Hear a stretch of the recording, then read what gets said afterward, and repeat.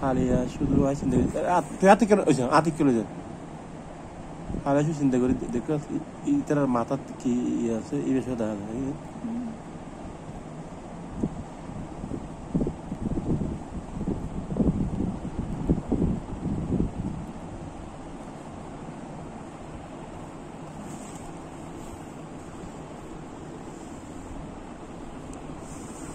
আর সানা খুব দাঁড়াতে না এক জায়গায় দূর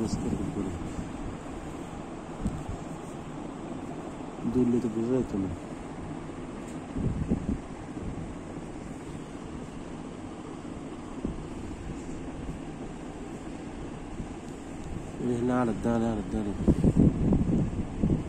আমি চিন্তা করতাম হালিয়া কেন তোর ঘুর মেঝে ফাড়া দেখে ভিডিও ক্যামেরা চাপ নদী কেন ওইটারে ট্রেন ফোকারে ভিডিও করলাম সোডা সোডা করে ঠিক আছে